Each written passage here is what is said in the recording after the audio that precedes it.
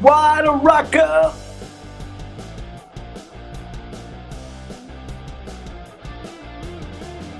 Unchained.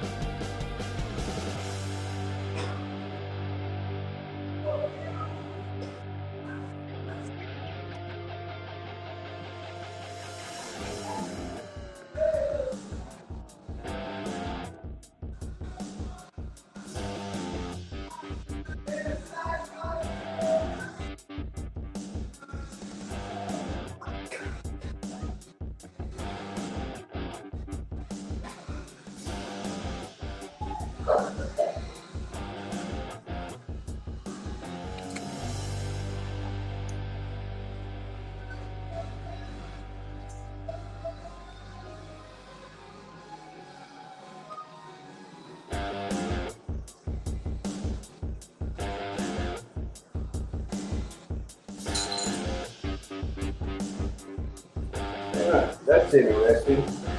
I didn't hear music come from this phone. I guess I had to stop the phone. Stop the music. Sure. How you doing? There's a countdown. There's this music, and I hear the music playing. Background music. Hey, look at there, I can turn it down. Let me turn it down too much. Okay, let's turn it down a little bit. See how that goes? As I turn off the Unchained.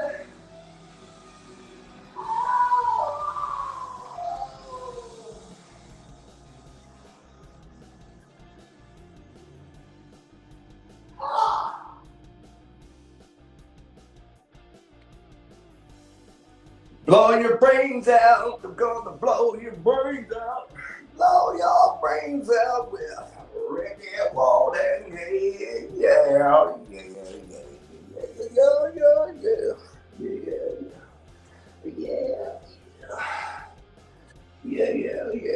Oh, yeah. What's more challenging, searching for your pick in the dark or searching for your fret? This is interesting. Got shades on. Okay, you can see me with this light, right? And wear this down. Nice. All right. Got a new warden in town. We got the new warden in town. No more Mr. Nice Guy. No more Mr. Clean. I don't know if you can see that sick shit on the bottom of the screen or not, but I can't believe I'm doing this. Honestly. Okay, this is pretty wild, right? I got music here, and there's different styles. Turn it back up. There we go.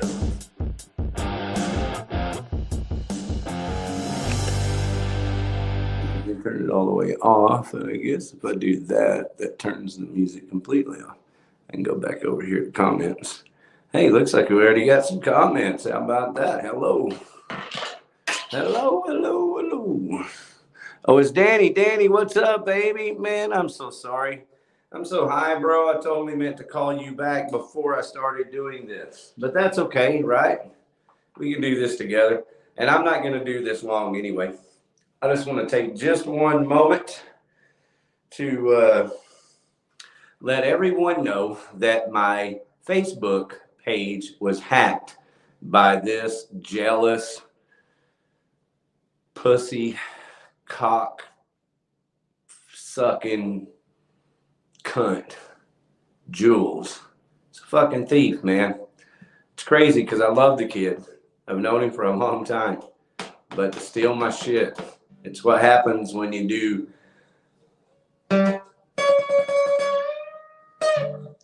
Xanax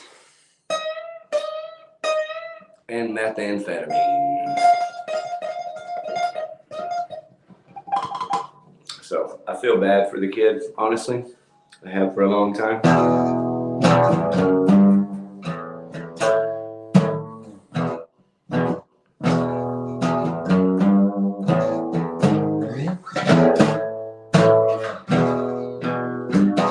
Hey, Danny, thank you very much for saying something here. I'm going to go ahead and read these questions because nobody else is watching or gives a fuck anyway, right? And I want to tell you that, man, I've been thinking about you. I hope that your house is doing well. Okay, so you got your stuff back. Yes, I did get my stuff back. But here's how it works. The breakdown works like this. When you have a band account or an artist account or a business account, like I own a house painting business, so I have a Facebook page for that. I do custom tie-dye t-shirts, Ricky's Tees, so I have a page for that. I do OutlawVideoTV, so I have a page for that. I do the Skull Press, or I did the Skull Press, and so there's a page for that. Well, in the new metaverse, on every one of those pages, when you just go to the actual page in the metaverse, and you'll know because you have to click on it, and it'll come up in white instead of whatever your settings are. My settings are dark, so it's a night and day difference. So anyway, when you're on your page, it'll say View Tools. That's it. It's right there at the top by your profile picture, say View Tools and a couple other little things. Maybe edit profiles there. And when you click on that, at the top, it'll have paid events and a couple little options there for doing things to make money with your page. And over at the far right, it has a thing called PAYOUT. So you're looking for PAYOUT, PAYOUT, PAYOUT. That's where it is. So when you click on PAYOUT, if you don't already, you can do that tonight, folks. The shit you learn from hackers, right? That you can go to your PayPal, your Facebook page, and go to PAYOUT, and you can add your PayPal account or your Venmo or your bank account, your Frost bank account, whatever your bank account is. You need the account number and the routing number, just like you always do. And you put that info in there, and voila, whatever money can be made off of Facebook that they're willing to pay. Well, that's how they're doing it in the metaverse. So, congratulations to the pirates, tip of the hat. But death to the thief. I don't care who you are. I don't care if you wear a badge and carry guns or carry missiles. It doesn't matter to me. A thief is a thief, no matter what package you come in. To me, I said it earlier that it's just like in Texas, people that spend their lives arresting people for weed, for marijuana. They spend their lives like arresting people for weed and writing traffic tickets that are fucking outrageous, and if you miss a court date, then your traffic ticket doubles and your court, whatever that other fee doubles, I don't know. But anyway, the state of Texas was proven in court, in Texas Supreme Court, 12, 15 years ago, that they have taught and allowed the police departments in the state of Texas to write tickets and charge the max amounts and max penalties on top of that they've literally made people indigent. They've made citizens of the state of Texas indigent. All right. So you're in the same league when you steal your friend's fucking password. And that's what happened. This dickhead stole my fucking password. iPhone storage full. Not now. Please, please, pretty please. How about that, Danny? iPhone storage full. I mean, it shouldn't be taking much iPhone storage, should it, to run this? All right, thank you. Waiting for that comment. Can't, I pretty much almost have to pick this phone up. I'm blind, bro. That's why I got to have a computer with a monitor. All right.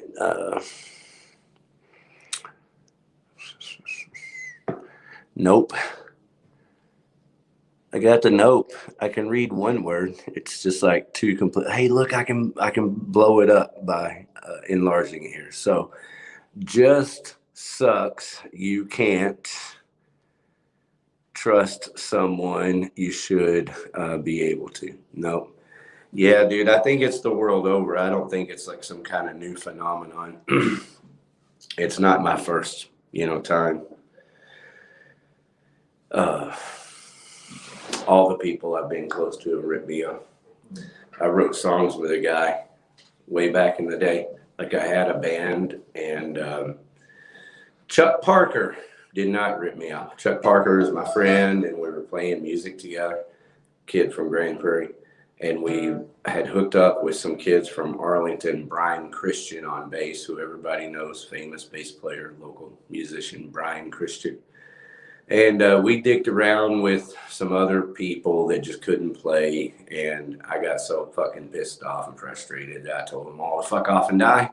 And the truth is that Brian was probably the one that was the most consistent and, capable, even when we were kids, of that whole group of people. But I was determined to work with Chuck and, kick him in the ass and bring him along. Well, he hooked up with what we know as, come on, what's the name of that? Battalion. And that guy, I can't remember his name, Terry or something, the singer. I can't knock him for going with him, but I was singing with that band. We only rehearsed together, me with Battalion. Before they were Battalion, they were called Sinner, I think, or something. And I was officially the singer of Sinner for a minute, or whatever the band was, I forget. But we were doing Motley Crue and Iron Maiden and, killer fucking shit, dude. It was badass. And where I'm at here, they blew me off. They straight up blew me off. They just hired this other singer who was badass, or not hired, but whatever. Got this other singer who was trained and had sang in choir and could sing all of the, everything from Bruce Dickinson to fucking Jeff Tate. They used to do that. We see the lines of those who find the world has passed them by, too late to save a dream that's growing cold. We realize that fate must hide its face from those who try to see the distant signs of unforetold. Oh, whoa. I'm not going to belt it out. I'll break the YouTube eardrums. You need to start a new channel. I need to start something. Is that one word here? I can blow it up. Clean your phone. Yeah, I know. I have, in the sense that I changed all my passwords and shit. So all my passwords are changed. I don't think there's a chance that they can get back into it. They would have to, like you said, if they have some kind of app running on the background in my phone or some kind of crazy shit. Because they are meth head, fucking hackers. It's shit that comes very natural to them to, understand and figure out programs and take the hours just tweaking, figuring that shit out.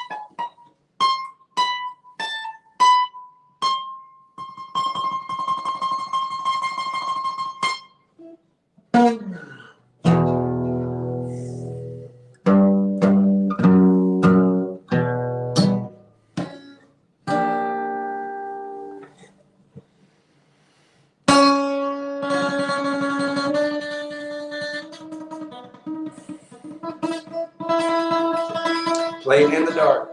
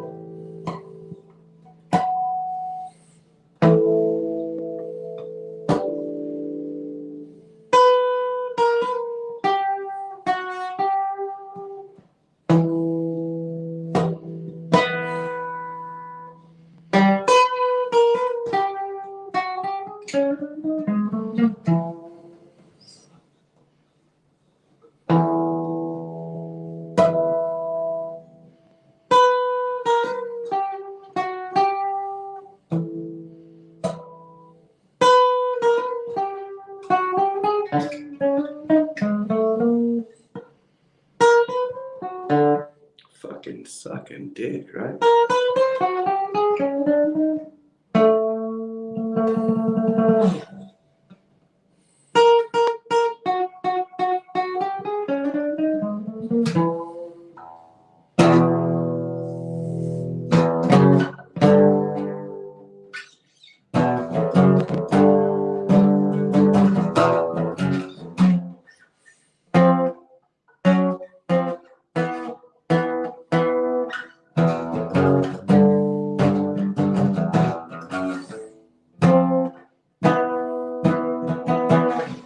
Fucking crazy.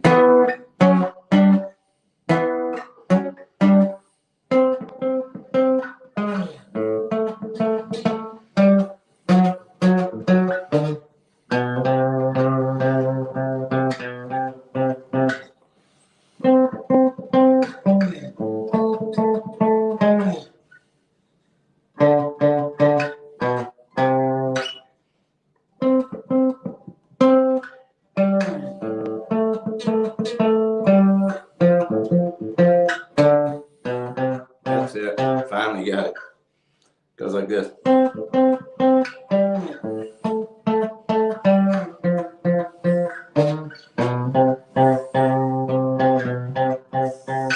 Fucked it up again. Got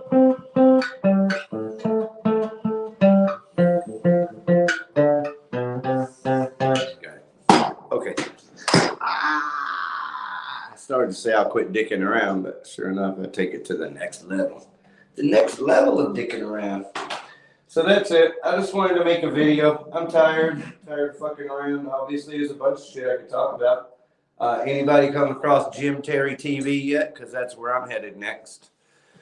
Hello, Jim Terry TV. How the fuck are you? Jim Terry is this private investigator guy. I started listening to true crime a year ago or so. Not as like my main focus, more as gray noise shit to listen to that I don't really care that much about, but still interesting. And so this case up here in Nevada, Utah, with this Dylan Rounds kid, 16-year-old kid, is out there in the middle of, you know, the wild, wild west, you know, all the meth, everything. He's out there in the middle by himself farming, you know. and he disappears, and he's still missing today. So I laugh, but it's just fucking funny. But this Jim Terry guy, the family, Dylan Round's grandparents hired him just to field calls, really. And so just fielding calls and making a couple of phone calls they asked him to make, Jim was able to put it together real fast because it's so blatantly obvious that they stuck this kid out in the middle of fucking nowhere around a bunch of fucking sodomites, Sodom and Gomorrah out there, meth head, crackhead city. And so anyway, man, the poor kid, he's gone. And so Jim Terry just happened to get this information released to the media, and it was picked up worldwide when he was confronting the parents, telling them, hey, where is Dylan Round's girlfriend? Do you have pictures of Dylan with girls? And his mom is pretty adamantly, no, you know, he just never was like that. He just wants to farm. That's all he wants to do. And Jim Terry's like, look, dude, he's out there around a bunch of homos. They're in that town where he's at in the middle of nowhere. Like there's only 200 residents and half of them are registered sex offenders. And the guy he just happens to be looking up to as a father figure out there. Oh, it's hilarious, man. So that's why I'm going over to watch Jim Terry tonight. Because Jim Terry TV, man, he's also, as it turns out, the reason he was falsely accused by people. And so he used that as motivation to get on other shows and defend his name and kind of put this shit together and figured it out. And now he's got his own show. So it'll be interesting to see what he does from here. And it's not like something that I obviously have to watch, but I don't want to sit here and talk. I tell you, listen to Bad Marriage in the old school stereo. Listen to Walls of Sound. If you're looking for good music, listen to Walls of Sound. That's Greg Walls of Sound. That would be The Sword, The Storm. You're not the only one. I'm gonna record that song. The sword, the storm. We shall be free. Yeah. My Ian Gillan vocals sound great on that shit. All right. So that's what's going on. I saw you making a comment there, so I'm gonna go and check that out. Woo. Lots of laugh. Yeah, I decided to have a good time. Why not? Yeah, drummer several times, but we took him back because well, hey, look, man, I love this kid. You know, I love these guys. We recorded a record together. It's called Mr. Freak and the Freak Show Band. I'm actually proud of the record. And if you know anyone who's ever successfully recorded a record, show your appreciation to them, whether you think it's the greatest record in the world or not. It takes a lot of time to invest in putting together a record and rehearsing the music, rehearsing with a drummer, rehearsing even with a drum track, because that's what we did. We rehearsed with a drum track. Trying to find the best spot to put this. Here we go. I'll just hold it up. There's a new warden in town. Wow. So, man, we recorded the record together, and so sure, it's like my brother Jerry. I hate that motherfucker, and I don't think I'm the only one. But there's also something lovable about even him too. He's my brother, and I love him. He's my brother. So I'll always love these guys, but this is a barrier that I would cross, like thievery. You know, once you rip me off, you owe me. Sorry. I'm not a rude piece of shit. It's just real simple.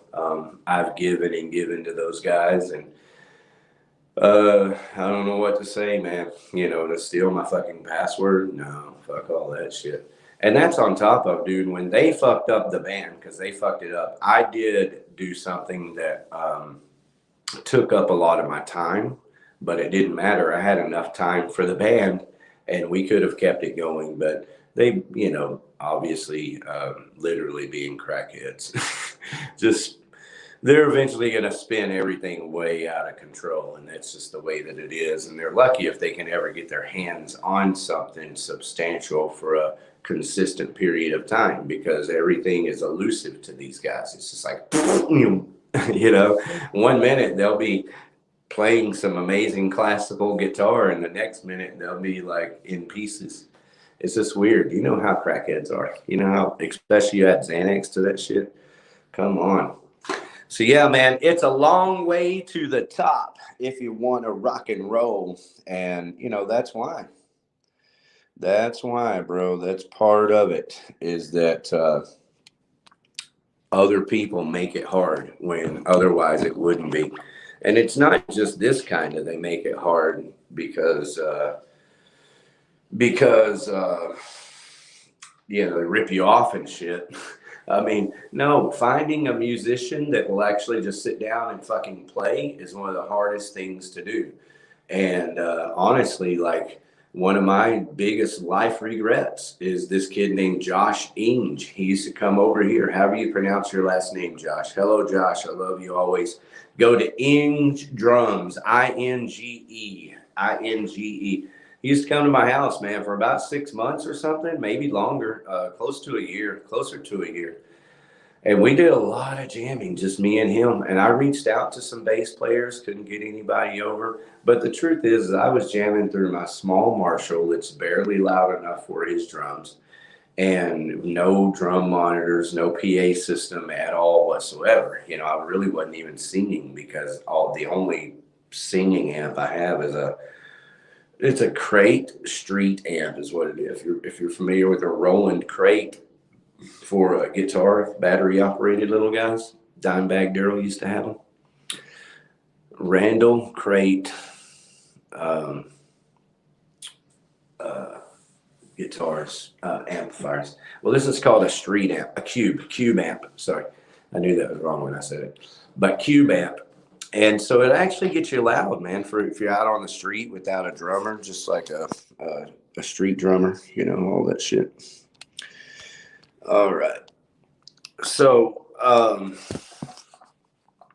going to go over the rundown on this one more time, and I'm going to get the fuck out of here. Okay. Like I said, I'm going to go check out Jim Terry, and maybe I can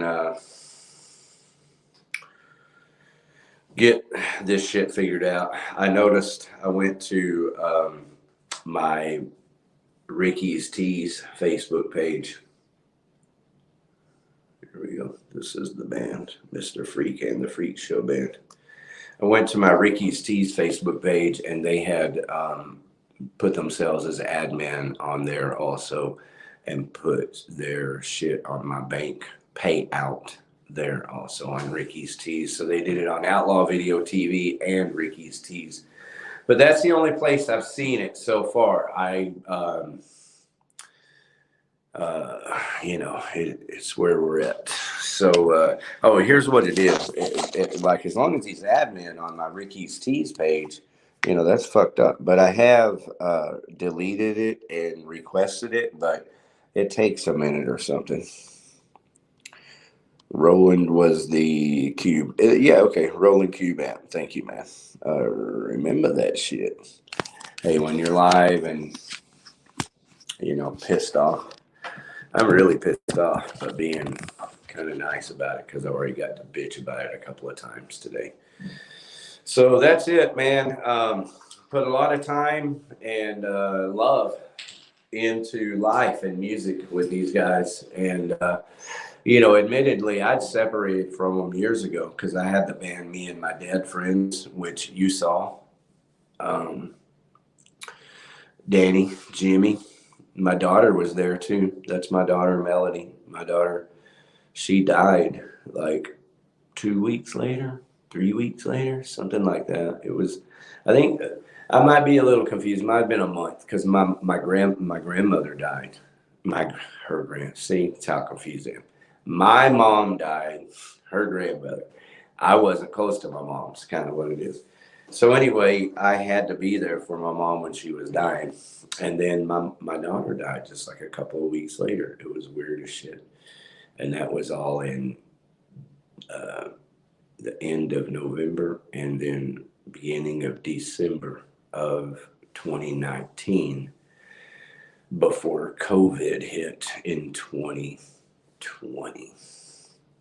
So yeah, man, fucked up shit. So here I am taking care of my grandson, and I literally don't have, I got holes in my shoes. So I don't have shoes. Like this pair of house shoes. That's what these are, house shoes. I've been wearing them to work in, and they're not gonna, I mean, they're already gone. And I just don't have the money, man. It takes all the money I have. I already spent all of my, the only way I made it this far was that I had savings. But I've already spent all of my savings, and here I am trying to survive to raise my grandson. Wishing I could make music, barely getting the 2 songs made that I did. Did you like those songs, by the way? Do me a favor when you have time. You can turn this off, man, and go over there and listen to those songs. On this channel, there are 2 songs. One is Tell You the Truth. All right, thanks for commenting again, because I like to know you're there. That guitar player is actually supposed to be laying tracks for another brother of mine. Which guitar player? Probably Kayla Kent. If I were guessing, I don't even know who you're talking about, but I would guess it'd be Kayla Kent. Kayla Kent is about the only guitar player I know laying tracks for people if they're kind enough to her and know how to get a hold of her.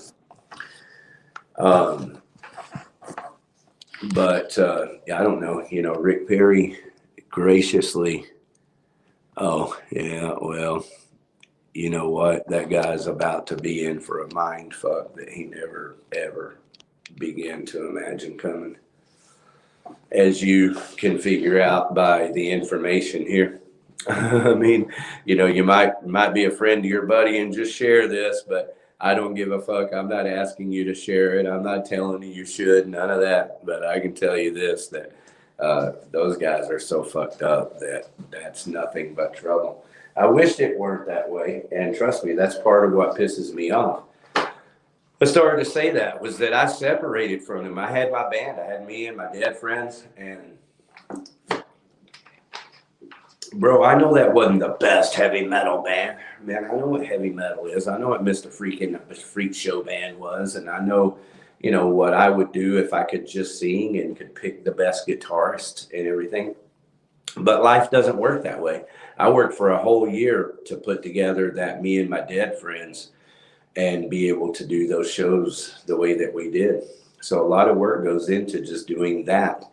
And at least I created something that was, you know, a basis for me, a format, like a trampoline, you know, a stage for me, created my own stage to get out there and jack off, yank my thing, you know, in front of everybody, yank it and crank it and be the wild man that I am.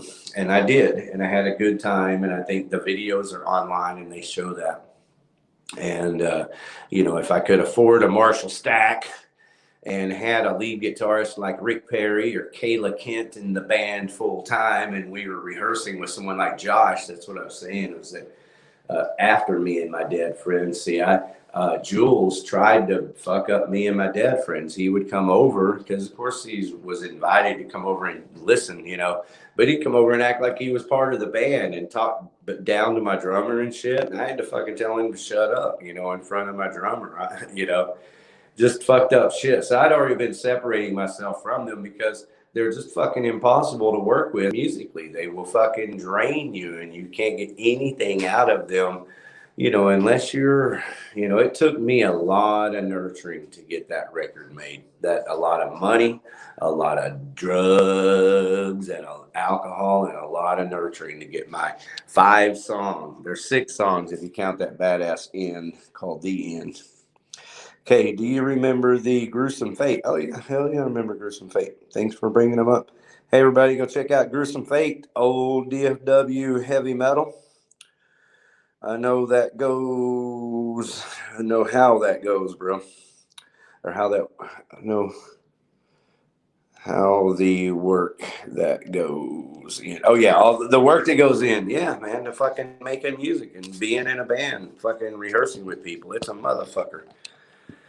In my case, with me and my dead friends, you know, I had to teach Austin, the drummer, all the songs, and then I had to teach Jessie the songs the way that she knew how to play them. Very simple, like a, you know, Nikki Sixx version or something, which is not what, you know, it was what we could do. So anyway, even after that and all this other shit, the thing with Jules is that, man, when I was keeping my grandson, you know, way back in the beginning, and none of my friends were around, and my family, like nobody was around, and some weird shit happened with my family at that same time. And so everybody bailed. And so, you know, Jules was around, and it was Jules that was around more than Axe. And don't get me wrong, it was Jules on, you know, his crackhead Xanax shit. But at least I could drink a couple of beers and talk some shit with him, you know, every now and then. So we did that. And so then they started that studio over in Grand Prairie. And he was like, okay, you got to just get over here. Let's go. So I went over there to that studio no less than a dozen times for the specific purpose of recording a simple song. This one here, it's called Hungry for Blood. It's a fucking killer song, dude. It goes up.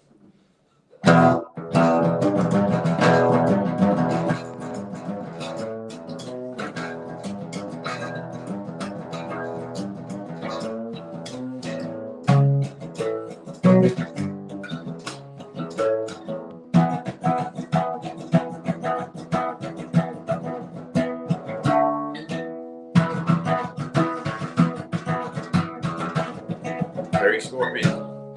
Damn it.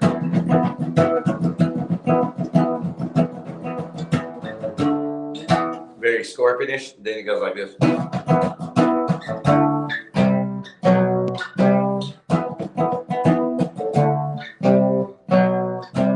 Hungry for blood of kings, hungry for blood, my enemies, hungry for blood of kings, hungry for blood, my enemies.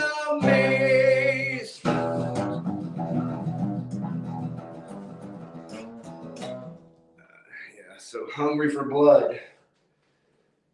And so we're right back to square one of, okay, let's just program these drums. I'm like, man, let's find, you know, let's fucking put an ad on Facebook. Let's find a drummer. Let's get a drummer. We got a studio. Let's fucking, we can make a space right there. Get us a couple of drum tracks. You know, just make. And he could never. And so I would try to get in there and make a drum track, and he fucking just wouldn't let me, is what it amounts to. So all he wanted to do was fucking suck my juice. Just wanted to suck my juice. And so I finally had to blow him off, you know, and then I moved into another place. And what it amounts to is that I have these two new songs, and he's a jealous bitch. Notice the dub bag, Daryl. The dub comes from him being a failed dubstep music maker. He made some dubstep after they took over the band YouTube channel. So this is actually the second time that they stolen from me like that. But they didn't have to, you know, break into my personal account to take over the band shit.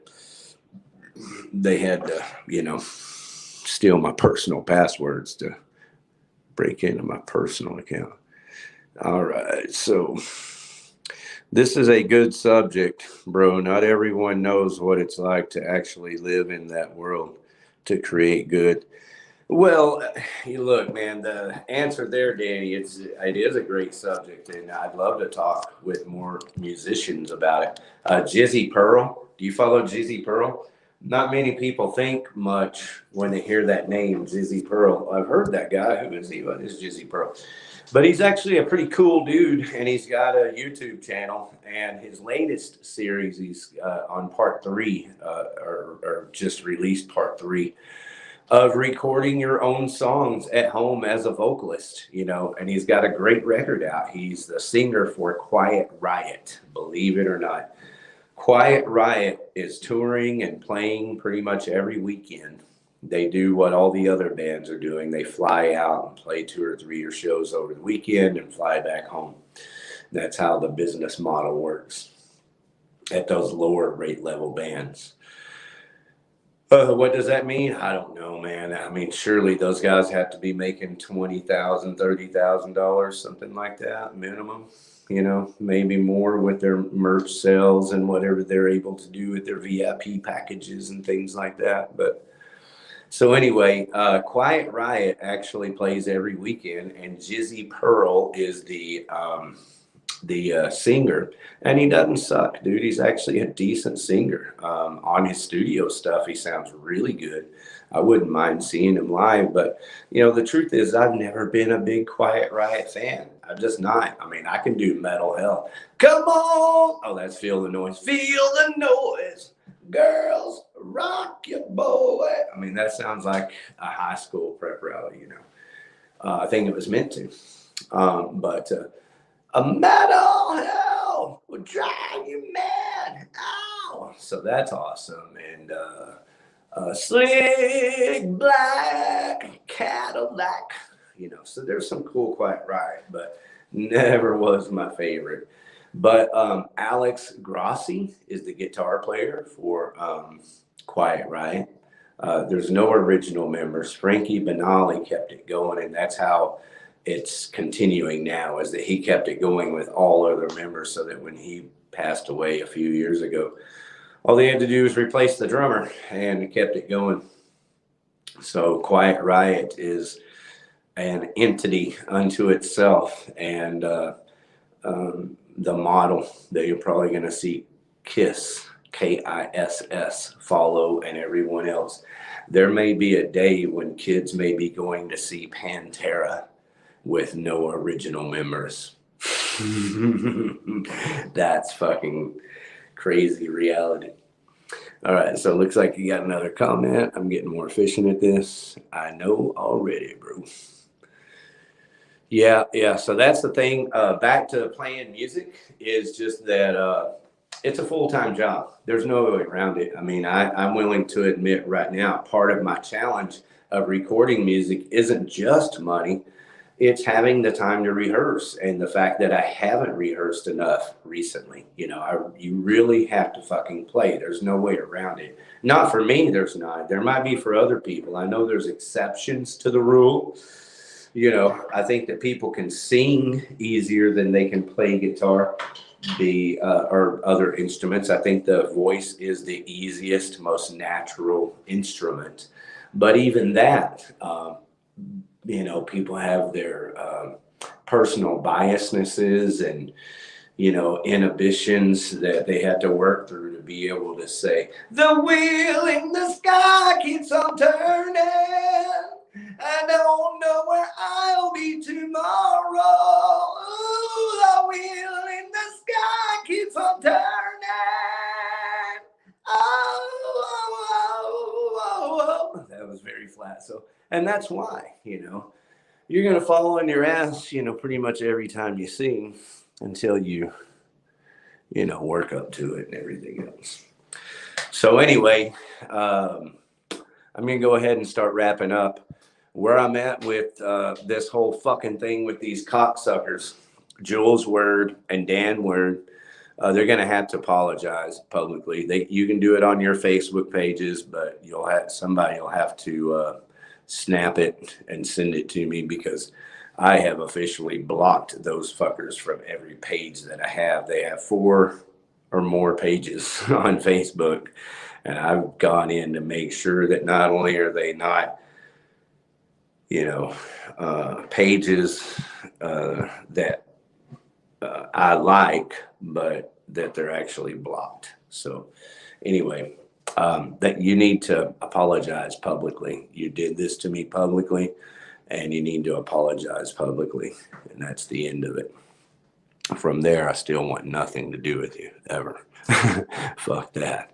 If you hit the lottery and get rich and think about your boy, yeah, come talk to me when you got some real dig, right?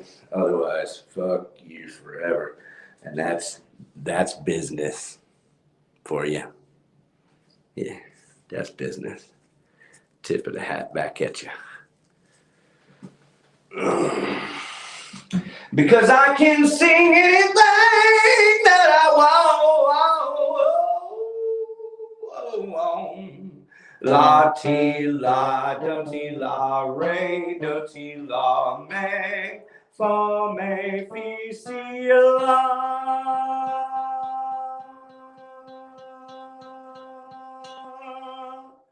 La so fa me si la. La ti la do ti la re do ti la me fa me fi si la. La so fa me si la. La ti la do ti la re do ti la me fa me fi si la. La so fa me si la. La ti la do ti la re do ti la me fa me fi si la. La so fa me si la. And you can bring it all the way up here to this stuff.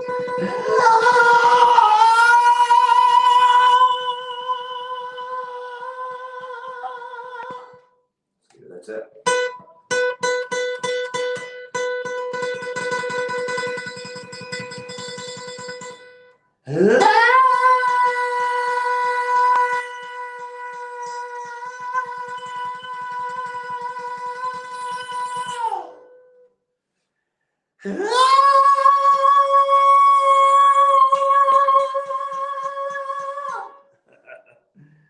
Getting up there.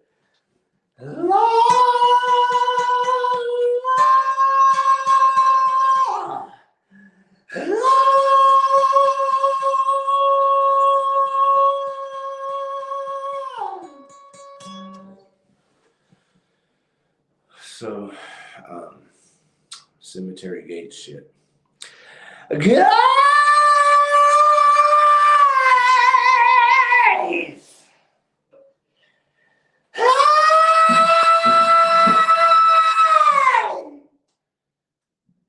That's my cemetery gate scream. But of course, because of course, as hard as it is for everyone to imagine, in my head, it's all the same. That's my scream. I've done that now with Dime on recording so many gazillion fucking times. And I wrote a song called Religious Suicide. I went to the church to talk to the priest, to tell him my problems, oh, and ask him what I need. He loaded up my gun and said, release the pressure, put your finger on that trigger, and pull it for outlaw.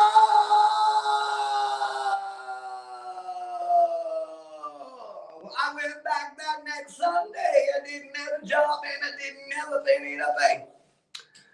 So it's a song about an experience of going to church for truth and being honest and open and accepting. And, basically being told to blow your brains out. And I recorded that song with Romeo Rondo when we were kids. My children were born, so I was 26 or somewhere in there. It's crazy. Somehow I don't feel like it was that old. But either way, I took that song directly over to Dime. And Rex was there at Dimebag Darrell's house. And they had already written Cowboys from Hell.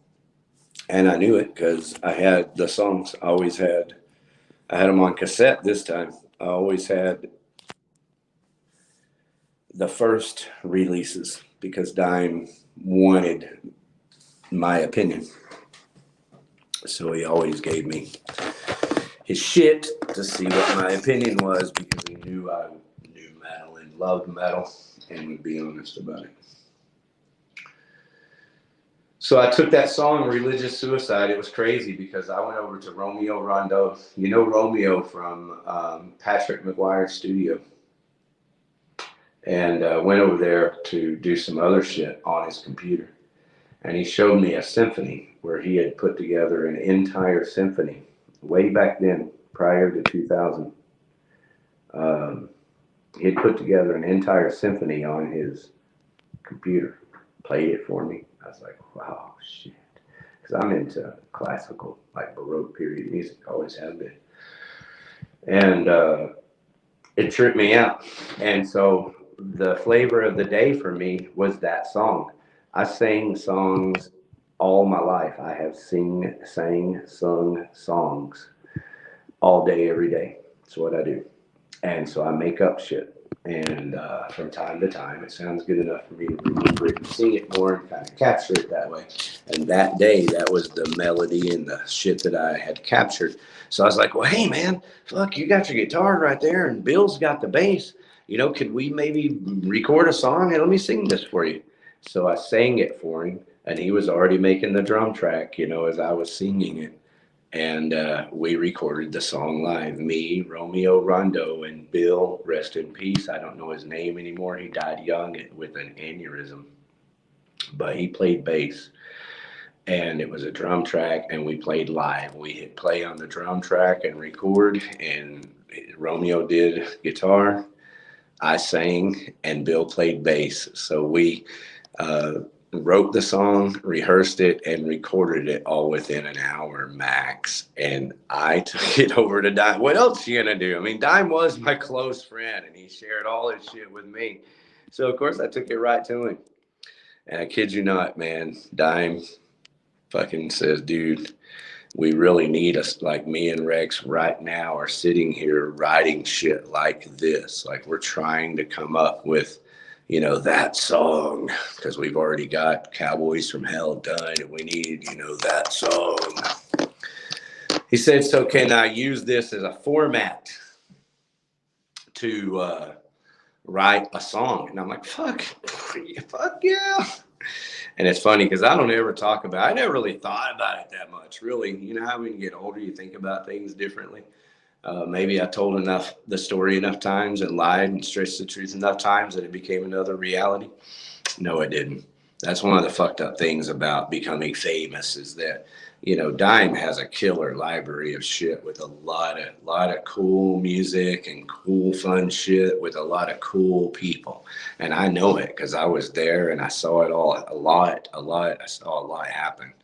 So I know a lot happened after I was there. So there's a lot of cool shit. Well, some of it is mine. And he has a copy of that song called Religious Suicide that he did and use that song and that format to write Cemetery Gates, of course, Cemetery Gates. So I'm not saying that I wrote Cemetery Gates or even inspired it. I believe in recording live, capturing that moment because it's hard to replicate. I agree, man. That's why I hope you've listened to the other songs. The Hard Candy Girl and especially Tell You the Truth. You know, they're both raw. Now, I didn't have a choice, but the truth is even if I had $1 million, I would not fucking want to go into a pristine, crystal clear environment where some dude was sitting there with a bunch of add-ons and you know, things to make it sound different than what it actually is. That's the best way I know how to put it. It's like even my guitar, there's no distortion on my guitar. There's no effects at all. It's just run straight through a line. I forget what the name of that amp is, but it's got a tube head. So it's a tube head. It's not a line 6. It's a tube head. So it's up there at Avalon. It's Jim's amp at Avalon. You can go to Avalon on Facebook or his Avalon.com webpage and see pictures of his amp there. But anyway, I don't get me wrong. I'd love to have a whole rack of effects. I'd love to have a lot of shit, but I don't have to have it. That's just like fun stuff that one day I hope to be able to explore.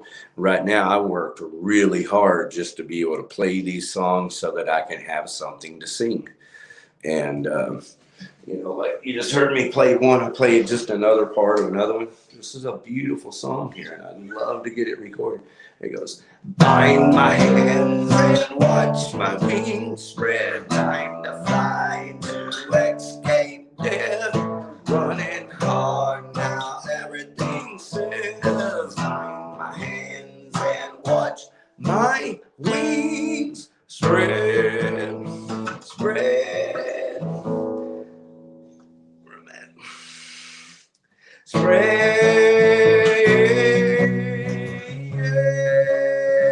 watch my wings.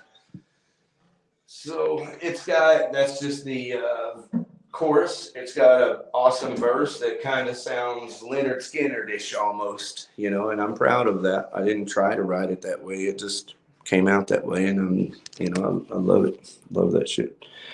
All right.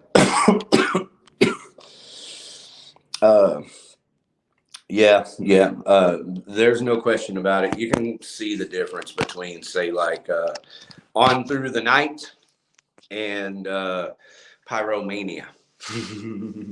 Listen to those two records. Where else do you hear it? Thankfully, like on the other hand, bands like Pantera, you never really hear it. Just the production value got, improved with Cowboys for Hell, and then it went to a new level with Vulgar. So I'll go ahead and wrap this up, Danny. Thank you for hanging out with me this whole time, and anyone else listening. I do feel like I have a part in Cemetery Gates, and I believe that's a beautiful story to be able to share. I think that if even Rex, should enjoy talking about that, but all Pantera fans, because to me, Pantera and all of life is just about the truth. Like, I just want to know the truth about Randy Rhoads. I don't care.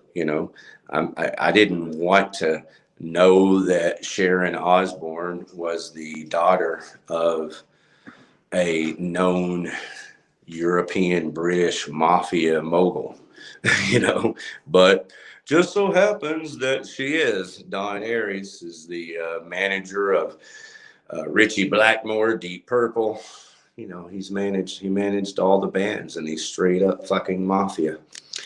So my opinion is that Sharon Osbourne killed, or the mafia killed, that pilot. His number was called. That's what happened. That's why he did so much cocaine, because he knew he had to kill Randy Rhoads in that plane. That or in the bus. He had to kill Randy Rhoads. That was his mission. And that's how the mob works. So yes, I believe Sharon Osbourne killed Randy Rhoads. And I believe that there's a lot of questions to be answered about Dimebag Darrell's death. And I believe that Mike Scotia, there are certainly questions that could be asked and should be asked about Mike Scotia. But I was in the studio for Vulgar Display of Power at the end, the very, very, very, very end. I wasn't talking to Dime a whole lot. I was raising my children, and I had contacted him, and it happened to be when that's why I contacted him, because I knew they were in town. I had an idea they were recording and all that, but I didn't know what I was in for. He invited me up to the studio and he played Vulgar Display of Power. So I listened to the record, most of it for sure. I listened to Vulgar Display of Power with Daryl Abbott, Dimebag Daryl, my friend Dime. And Terry Date, the producer, was there. And this was at Pantego Studio. And Terry Date was literally over there tweaking the knobs here and there. We were all three listening, and, they were counting on my ear. I didn't realize that, and again, I could have been stretching the truth over the years and believing my own lies. So believe me like you believe yourself. But yeah, I was there, and I believe that, they wanted my ear. They wanted to see any reactions that I might have to any of those guitar parts or vocal lines and shit like that. Possibly. I don't know. But I was there, and Terry Date was there, and he was mixing. And it was just final tweak mixes. I mean, the whole thing was done.